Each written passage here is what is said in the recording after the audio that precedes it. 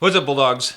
All right, I got this email from a friend of mine, coaching client of mine, dude that is just an awesome guy. All right, I won't give any names here, but he emails me, and I've been helping him with some relationship coaching. That's what I was coaching him on for a while here. And he said, how do I not look at my girl like she's the most beautiful girl on earth? That was the subject. He said, she is without a doubt the most beautiful girl I've ever seen. Sometimes I find myself just looking at her because she's fucking gorgeous. I know this is not good. I can't do that. What kind of effect does that have on a woman when she knows you're looking at her like that? What can I do to not? Haha, dumb question, I know. Hope all is well in your world. So, okay.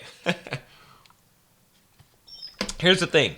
All right. This is great. There's nothing wrong here. This is exactly how it's supposed to be. You are supposed to look at your girl like she's the most beautiful girl on earth. All right. Now I get it. Now, before you guys try to crucify me on this, and I understand, okay, I understand the concern of, oh no, if I do that, then the girl's gonna know I like her too much. And, Casey Zander says, blah, blah, blah, blah. You can't do that because then you're not enough high value. She thinks that if she can attain you, if she's worthy of you, then she doesn't want you. All of this stuff. Look, that may be true under circumstances where you're a pussy of a guy. Okay. If you're a guy who has a backbone, if you're a guy who is not afraid to set boundaries with a woman, to tell her how it is, to be the authority, to be in charge, to step up and lead, and you're not going to tolerate any kind of disrespect, then you absolutely need to adore her, look at her like she is the most beautiful woman on earth. And she should be. If you are exclusively dating a woman, in your mind, she should be the most beautiful woman on this earth. Unequivocally. And you might say, well, that's bullshit. I know that that's not true. No. It's not bullshit. It is true. It becomes true. It should become true for you. In fact, I will give you this. And I've told you guys I recommend you read this book by Zan Perion called The Alabaster Girl. But if you're doing things right, if you're playing the game right, if you've got real game as a man, then every girl that you look at, every time that you go up to a woman and you interact with her, you will look at her like she is the most beautiful girl in the entire world, and you will treat her as such. That is how you will seduce more women to a deeper level than you ever have before. And again, before you say, John, no, that's not, if you're good looking, that works, or whatever kind of bullshit that you're going to say. Because I've heard it all. I've heard every single bullshit excuse. I've heard it all. So whatever you're going to say, I'll tell you this. It works, again, if you're that guy that, what's the magic thing? That is unfazed. If you're unfazed. If it doesn't matter what she responds. I'm not saying to go up to random girls and tell them that they're the most beautiful girl in the world. I'm saying go up to them and look at them like they are. Do you understand? But especially if it's your girlfriend, if it's your wife, she deserves that. She's exclusively with you. If she's your wife for the rest of her life, that's the plan. You deserve that. You deserve her to look at you like that. You know what I'm saying? Like you're the most beautiful girl.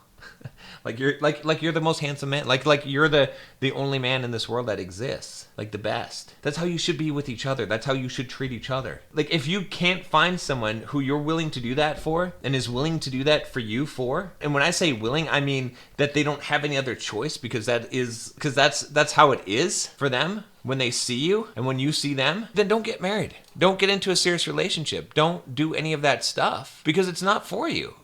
And that's fine. Okay? But do you understand what I'm saying?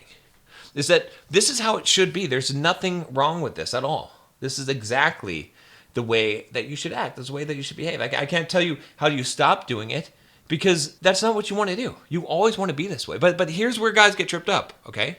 And I've said this before, and I'll say it again. Is that the way where guys get tripped up is that they act like this. They treat a girl like she's the most beautiful girl in the world. They put her on a pedestal, and then they tolerate disrespect. They stop being the authority. They stop doing the things that they're supposed to be doing in their life. They start worshiping her, and they let her come first in life instead of their mission and their purpose as a man.